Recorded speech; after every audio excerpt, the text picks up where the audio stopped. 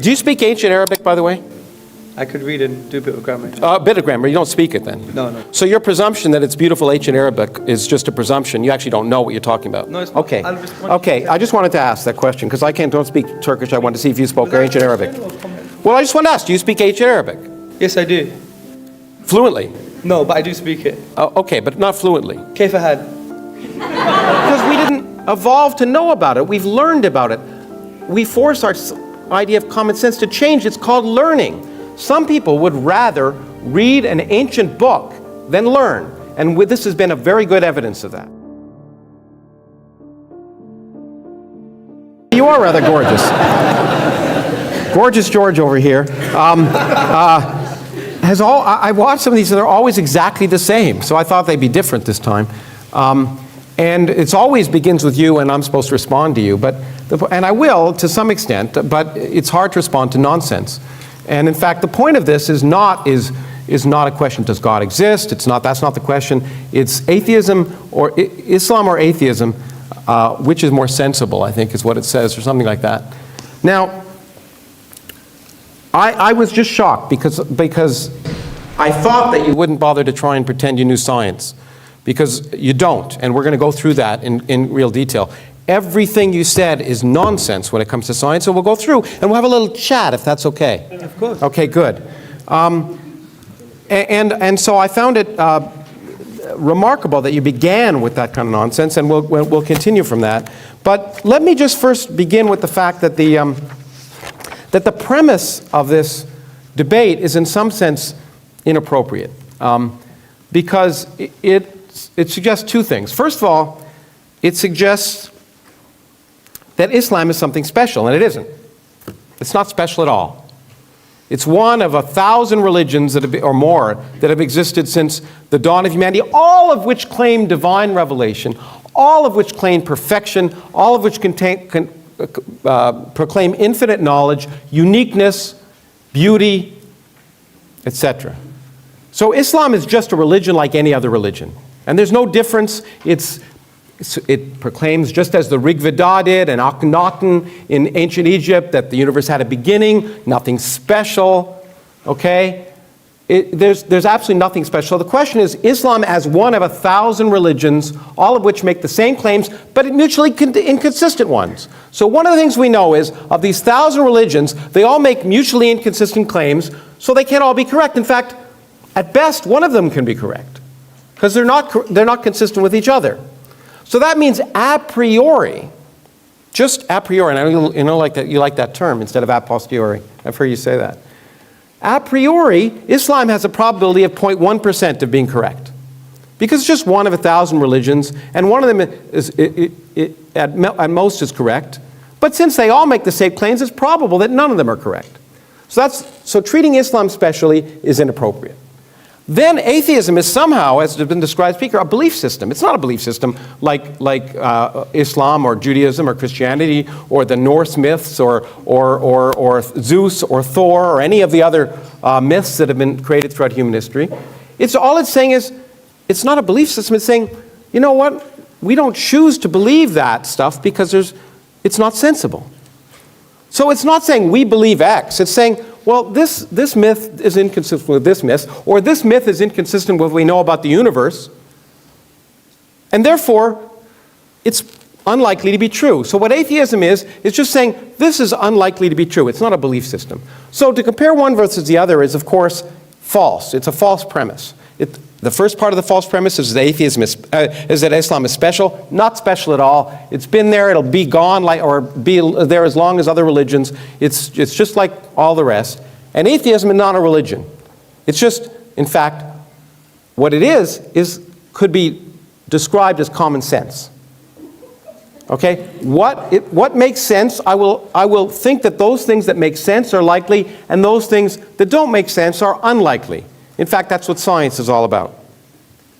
Okay, so having said that there's nothing special about Islam, and there certainly isn't. I'm going to talk a little bit about, my intent, by the way, is, the other thing I should say is, debates, I'm an educator. It's, a flaw, but it is what it is. That means I believe in actually trying to illuminate ideas and lead to discussion, critical thinking, and eventually learning things and increase in knowledge. Debates aren't meant for that. Debates are rhetorical devices for people to go out and perform, make statements, and then challenge others and try and convince an audience of something. That's not education. So I will talk a little bit about some of this, and then I just want to have a chat. I'm going to use my 25 minutes to have a little chat. I'll take up my time when I could pontificate, as we've heard, and just ask some questions, because I'd actually like to learn some things, okay? And hopefully in the process there'll be some education for both of us. Nearly every culture has made the same claims of revelation and cosmic truth. Ancient Egypt's Book of the Dead described creation from chaos. Hindu scriptures talked about multiple universes long before Islam, and Greek philosophers like Democritus suggested an infinite cosmos. The Quran, far from being unique, repeats older myths. For example, Surah 1886 says the sun sets into a muddy spring, an ancient flat earth belief. Surah 86 verse 6 claims humans were created from a fluid gushing forth from between the backbone and the ribs, which contradicts modern biology and reproductive science. Even the claim of scientific miracles in the Quran falls apart. Muslim apologists often point to Surah 2130, saying it predicts the Big Bang. But the verse simply says the heavens and earth were once joined, then separated, a common creation myth, not science. Compare that to real evidence.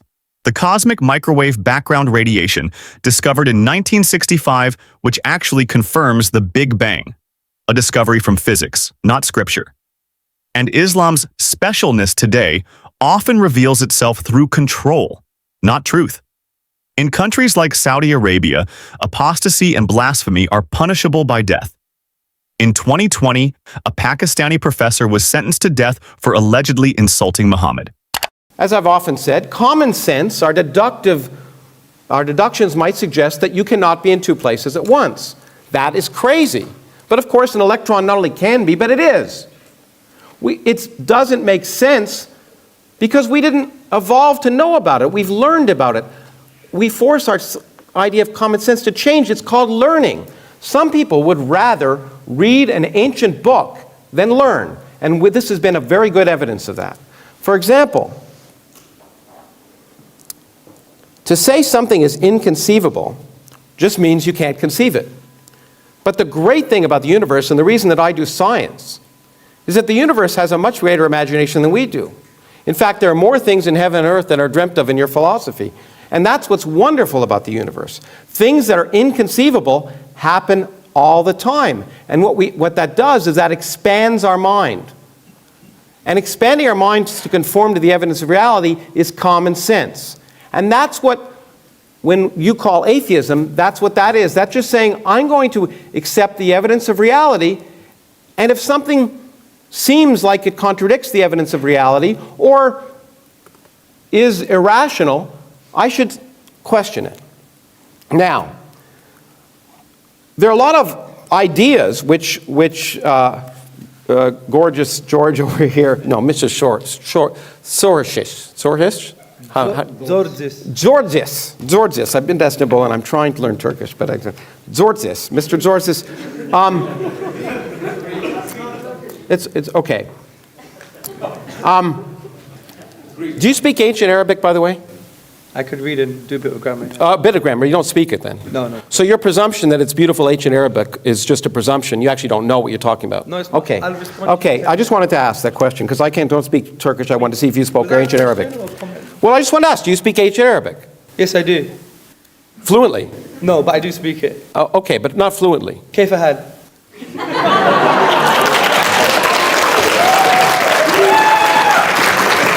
Well, you know what? There's a real language that you don't speak. It's called the language of mathematics. So let's talk about that. Let's talk about this nonsense about infinity. Let's take something physical. Let's draw a circle and draw a diameter. What's the ratio of the distance of the circle to the diameter? Do you know? You're the teacher. Do you know? You're the teacher. I know. I'm asking you a question. I want to have a chat. I don't know anything. Well, you've demonstrated that, but you ever heard of pi?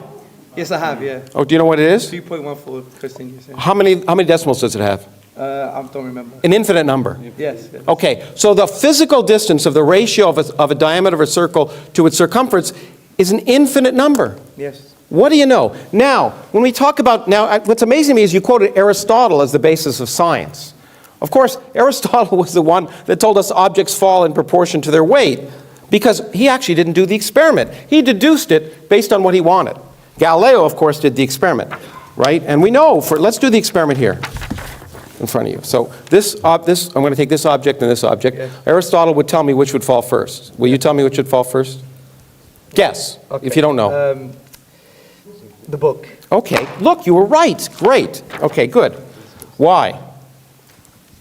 Because there's resistance Resistance to what? to the paper, right? Okay, exactly. Aristotle didn't know that. Yes, he didn't. Okay. Aristotle also claimed that infinity was impossible because indeed, as you pointed out, the distance from you to me could be divided into a half, and then a quarter, and then an eighth, and then a 16th, and that's an infinite thing. It makes it impossible. Yes. Well, the thing that Aristotle didn't know how to do, and you don't know how to do, is to sum an infinite series. 1 plus a half plus a quarter plus an eighth plus a 16th adds up to 2. Yes. Okay, so that kind of argument that infinity is impossible, it just doesn't make sense mathematically. Infinities do occur. Now, it is true in my book that I said infinite density or infinite energy is a concept that appears to be in contradiction with the evidence of physics.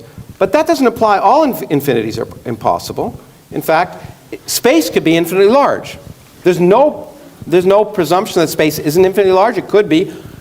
What we now know about physics suggests it probably isn't, but there's no law of physics that says space can't be infinitely large. So this notion that you deduce that infinity is impossible because you don't like it is just not the way the world works. Because infinities happen all the time, whether you like them or not. Not only that, it doesn't lead to irrational actions. Mathematicians have a way of dealing with infinity. We can add infinities. We can take numbers and an infinite series that, for example, the series 1 plus 2 plus 3 plus 4 plus 5 plus 6 plus 7 to infinity actually has, in mathematical terms, can have a finite sum. It's minus 1/12, if you wanted to know. Okay? It may not seem logical to you. It may seem inconceivable to you that the sum of a series of positive terms, each of which is bigger than 1/12, could end up being minus 1/12. But the fact that it's inconceivable to you just means you're ignorant. Thank you. Okay. Krauss is right that the universe doesn't bend to our common sense. Quantum mechanics shows particles exist in multiple states at once, something religion never predicted, but science has proven again and again. Islam, by contrast, depends on outdated, common-sense claims written in the 7th century. The Quran in Surah 86, 6-7 says humans are created from a fluid that comes from between the backbone and ribs, a belief rooted in primitive anatomy, not biology. Meanwhile, science has mapped DNA, showing life comes from genetic code, not vague, gushing fluid. Krauss's point on infinity also matters. Mathematically, infinity isn't nonsense. It's foundational. Pi is infinite, and calculus uses infinite series to describe motion and gravity. Yet Islamic scholars like Al-Ghazali argued infinity is impossible, trying to defend the idea of a finite, created universe. Modern cosmology shows otherwise. Space itself may be infinite, and even if it isn't, there's no physical law preventing it. That's why Hawking's models, inflation theory, and quantum cosmology all describe possible infinite structures, far beyond what Scripture imagined. Religious texts resisted these discoveries. Aristotle said heavier objects fall faster. The Quran says mountains were placed to keep earth from shaking, Surah 16:15. But Galileo proved weight doesn't matter, and plate tectonics shows mountains are products of earthquakes, not their cure. Every time, science corrected what common sense or Scripture got wrong. That's the difference. Atheism adjusts to evidence while Islam clings to error. Now, this idea that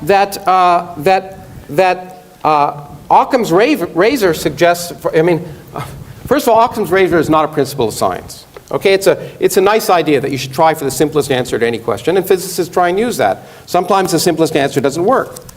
In genomics, for example, it'd be nice if every gene, every in fact, you talked about more than one cause for an effect. It'd be nice if every disease was caused by a single gene. One of the reasons that genomics is so difficult is we discovered there's a complex interaction of genes, so that in fact, that there are many separate causes of most diseases. There are very few diseases that have a single cause.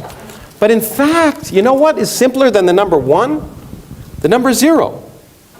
0 is a much simpler reason that there's no cause. Okay, so if you really wanted to apply Occam's razor, in fact, you'd apply no causes. Now, you also use the term causality, which is a term I understand. You didn't define it. Do you want to define it? I may do. Well, why don't you do it now? I don't want to give you that favor. Oh, I thought we were going to have a chat. Yeah, but I want to have a chat, not a chat. So it's less rhetoric, more connection. No, let's have a chat. No, I think we talked about rhetoric. We were talking about the lecture you just gave. I want to have a chat. I'm asking you a question. Do you know what causality means? You use the term. Yes. Okay. Well, I mean, if you use a term, you should know what it means. yes. I have my definition. I have my definition. Okay. Okay. Well, I'll define, and that's, cause precedes effects. Does that sound good? No, that's the wrong definition. Okay. Well, I'd like to learn what it is. Well, for example, there's an interesting book about the quantum physics and causality, and the philosophers and philosophers of science and scientists have disagreed on a specific definition. So they've reduced back to a fundamental definition. No. You want to have a chat or a chat? You quoted a book on physics. Yeah, I haven't finished yet. Physicists don't disagree about the definition of causality. Have you presumed your results here? Do you really want to connect with me as a human being? No, but... you've asked me a question, you're answering it for me? I mean, come on. You quoted physicists. Go on. I said scientists. Okay. Now, which is the same, I agree. Now, so from my limited knowledge, and I do believe it is limited, of course, is that the agreement has been on something which produces an effect, which includes, therefore, you can have something called asymmetric spontaneous causality, where the cause exists prior causally, but not prior temporally. So there is a whole range. What's prior causally, not prior temporally? Prior causally means that there is I'll give you an example. The Kantian example was you have an infinite ball that's on an infinite pillow. Now, they both, time doesn't exist here, but you're not going to say the indentation is not as a result of the ball. So there is a causal dependency there, and time is out of the window. So we could discuss causality until the cows come home, but it's not as simple as what you're trying to say in terms of that. It doesn't presume temporality. Do you see? Well, I think it does. I think, again, if you think carefully about what you just did, the ball doesn't create an indent in a pillow. And by the way, you used infinite. I thought we weren't allowed infinite. But anyway. It was an example. Yeah, well, it's an example of a physical example, which you said doesn't exist if it's infinite. But it doesn't matter if it's infinite. A pillow here, a finite pillow and a finite ball. Yes. Okay? There's an indent. Of course there is, yeah. Okay, was the ball there or not? Well, my example wasn't based on finitude. It was based on they're both infinite. Well, but if the ball isn't on the pillow, it doesn't create an indent, right? Yeah, of course, yeah. Okay, so it had to be, so was it put on the pillow or not? Well, that's irrelevant. You're damning the example. That's a logical fallacy. No. Get the point I'm the trying point to is say. that the physical causes have physical effects. So either the ball is on the pillow or not. Now, the point about causality is that the interesting aspect of it is it's an interesting physical question. But what if there's no before? Let's take, you talked about the cosmology. So let's take general relativity, whose equations I'm sure you don't know.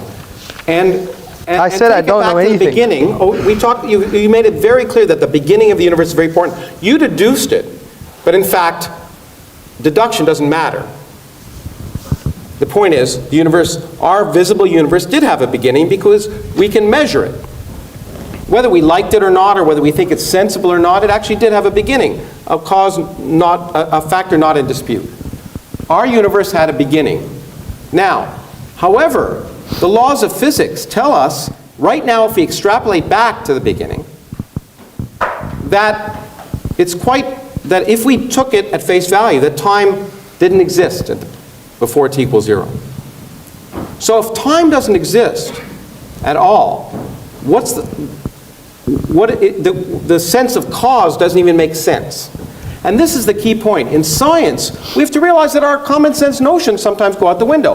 When we observe effects, they have causes. But at the beginning of time, when time itself may have come into existence, then that question becomes a bad question. Philosophers can debate it, people can write it down, but it doesn't matter. Now, the other thing I will say is you've somehow talked to me about the fact that the Quran as a literary document is different than other literary documents. And you've given some arguments that I understand. What I actually did this the other day because I've seen you give this talk a gazillion times. I actually input in a computer a lot of Arabic words and asked them to produce it at random, and I produced 2 sentences from the Arabic from the Quran in 11.6 seconds. My computer speaks neither Arabic nor is Arab, but produced those incredibly divine words. Now, the other question, of course, I would have is, and this is a common sense question, is why did God choose Arabic, or Aramaic, or Greek? I mean, doesn't he speak English? Or the Americans always think he does, which is why they invented the Mormon religion. So the question I want to ask is, what makes sense is to ask not the details of the Quran, which I don't want to dwell on, because it's just one of 1,000 different religions, all of which make the same claims, and all of which, if you look at them a priori, are equally ridiculous from a priori common sense notion. For example, and I got this from my late friend Christopher Hitchens, is it sensible to assume that humans evolved in their present form somewhere between 250,000 to 1 million years ago? So you have a God who creates a universe and has 4.5 billion years of life evolving, and then Homo sapiens evolve and live in incredibly awful conditions and for 250,000 years, and suddenly, in the middle of the desert, in a cave where no one can see it, he takes some poor schmo and says, I'm going to tell you the truth. And not only that, I'm going to allow you to save humanity. And in fact, if people don't believe you, they're going to go to hell for eternity, and we can talk in great length, in great sadomasochistic length about the torture they're going to have, and we can all enjoy it. Now, what about all those poor 250,000 years of people, of real people who were struggling to exist and survive, those poor people who were existing before that God decided to give his revelation to Muhammad? Why that? Why would a sensible God wait that long? And of course, the interesting question you have to ask is, why are the revelations always done when no one can see them? If you're asking a court of law, you'd say, well, you know what? It just doesn't make sense. Why don't once it doesn't call down from the sky so everyone can hear them? Why is it always given to people in private who then claim they've had a revelation? Now, why should I believe Muhammad's revelations any more than anyone else's? In fact, Krauss makes a strong point. When we talk about causes and the universe, science shows us that our common sense ideas often collapse. In physics, time itself began at the Big Bang. If time didn't exist before, then asking what caused it is a meaningless question. This destroys the Islamic claim that everything must have a cause, and therefore God must exist. The Quran in Surah 21:30 says the heavens and earth were once joined, but that's a vague myth, not science. It doesn't explain cosmic background radiation, inflation, or quantum fluctuations. Real evidence that shows how the universe expanded without divine intervention. And the claim that the Quran is uniquely divine, easily tested. Krauss showed a computer can generate Quran-like verses in seconds. That undercuts Surah 2:23, which challenges doubters to produce a chapter like it. Machines can do it today, proving it's not beyond human or natural capability. Even the language argument collapses. If God wanted truth for all humanity, why limit it to 7th century Arabic, a language only a fraction of the world could understand? That's not universal truth, that's local tribalism. Krauss also echoes Hitchens. Why would a God wait 250,000 years after humans evolved before revealing himself in a cave, in private, to one man? What about the billions of people who lived and died before Islam existed? Surah 385 says, anyone who seeks a religion other than Islam will never be accepted. That condemns every human being before Muhammad to hell. an idea that's cruel, not divine. And why are revelations always hidden? Moses on Sinai, Jesus in the desert, Muhammad in a cave. Always secret, never open to the world. If truth mattered, God could reveal himself in every language, in every age, to everyone at once. Instead, what we see is mythology repeating itself, tailored to local cultures, then enforced with threats of eternal torture. So here's the question.